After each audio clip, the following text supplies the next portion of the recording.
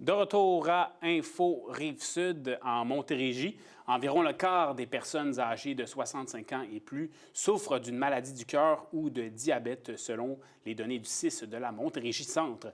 Saviez-vous qu'il est maintenant possible de dépister gratuitement ces types de maladies à l'aide d'un nouveau programme?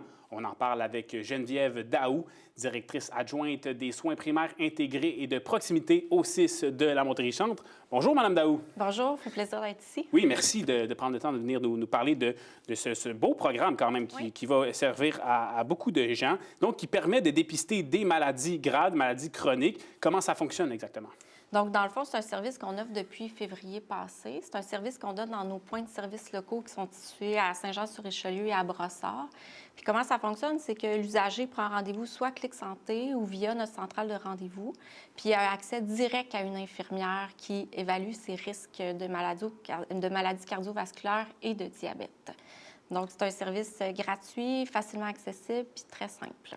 Donc, depuis février dernier que ça existe, vous dites, donc depuis presque un an, il y a un point de service local à Brossard, comme vous l'avez dit, un autre à Saint-Jean-sur-Richelieu. Est-ce qu'on peut voir de longues files d'attente depuis que ça a été implanté, ce nouveau programme-là, puisque ça doit être un service populaire?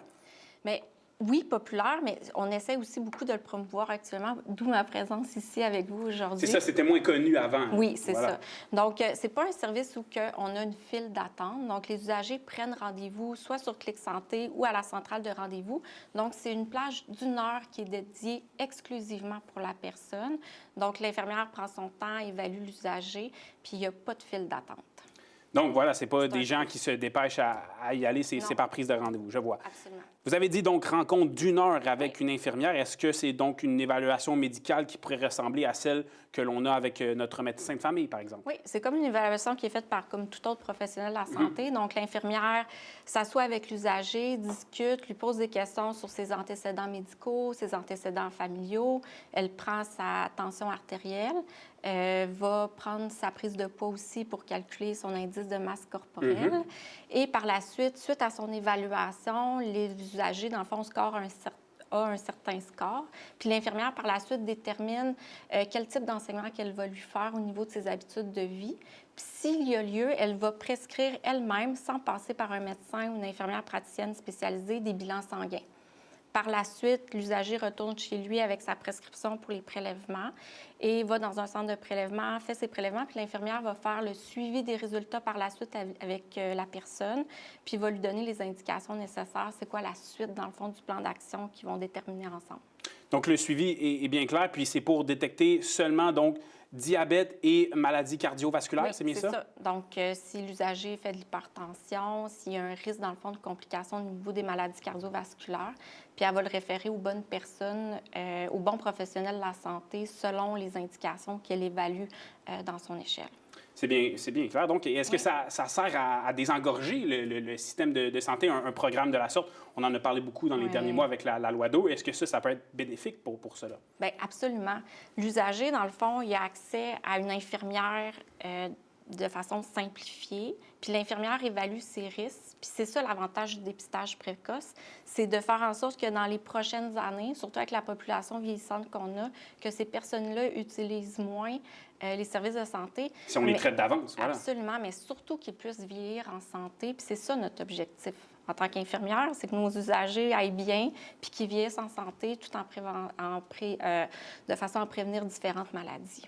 Et vous avez un échantillon de presque 1 an depuis que ça s'est implanté. Donc, est-ce que vous dites donc qu'on peut miser sur, qu'on peut éviter des risques de mortalité, qu'on peut sauver des vies grâce à ce nouveau programme-là? Bien, c'est notre souhait. C'est sûr qu'on va le voir à long terme. C'est sûr que l'échantillon est assez court pour l'instant. C'est ça. Donc, en ce moment, on a fait à peu près il y a 300 usagers qui ont utilisé nos services depuis 1 an avec très peu de publicité, mais c'est surtout depuis les derniers mois, les dernières semaines, qu'on axe beaucoup sur les résolutions. Qu'est-ce qu'on peut faire pour améliorer sa santé au quotidien? C'est un service qui vient coder, puis bien se cibler, dans le fond, avec ça. Puis aussi, avec le ministère de la Santé, dans les derniers mois, a misé sur une nouvelle stratégie de prévention de la santé. Puis ça cadre vraiment beaucoup avec cette nouvelle stratégie nationale-là qui a été déployée, qui vise 2025 2025 à 2035. Donc, c'est un super beau service qui est gratuit pour notre population. Puis ça fait un lien avec ce que vous avez dit plus tôt sur les bonnes habitudes de vie. Oui. Donc, quels sont les conseils, justement, aux gens qui pourraient se retrouver là et être diagnostiqués avec ce genre de maladie-là pour ne pas que ça arrive de favoriser des bonnes habitudes de vie? Quelles sont-elles? Bien, on le sait, à peu près que la moitié de notre population est sédentaire. Hein? Oui. On travaille à domicile, on utilise un ordinateur, on fait peu d'activité physique. Donc, l'infirmière va favoriser, dans le fond, ces bonnes habitudes de vie-là en faisant de l'enseignement auprès de l'usager. Mais aussi, on a des centres d'enseignement de maladies chroniques qui est à l'intérieur de notre site où on peut référer la personne pour qu'elle puisse acquérir plus d'outils, qu'elle puisse obtenir encore plus de conseils comment changer ses habitudes de vie. On peut référer la personne aussi au centre d'abandon du tabac si la personne fume. Si elle a autre dépendance aussi, on a des liens. Donc, on fait plein de liens avec la communauté pour améliorer les habitudes de vie de nos usagers. Et très rapidement, comment est-ce qu'on peut faire pour avoir accès à ces services? Oui, c'est simple. Clic Santé, prise rapide simplifiée. Donc, l'usager va sur Clic Santé, prend rendez-vous selon les plages horaires qu'il lui adonne. Par contre, si pour diverses raisons, la personne n'a pas d'ordinateur, pas d'Internet, il peut appeler à notre centrale de rendez-vous. Puis, si vous me permettez, je vais regarder mon papier. Donc, le 1-833-600-5932. Il est affiché à l'écran également. Excellent, Donc, merci. Madame Daou, merci beaucoup pour votre temps. Merci beaucoup. C'est ce qui complète l'émission. On se retrouve dès lundi prochain, 17h. C'était Info Rive-Sud. À la prochaine.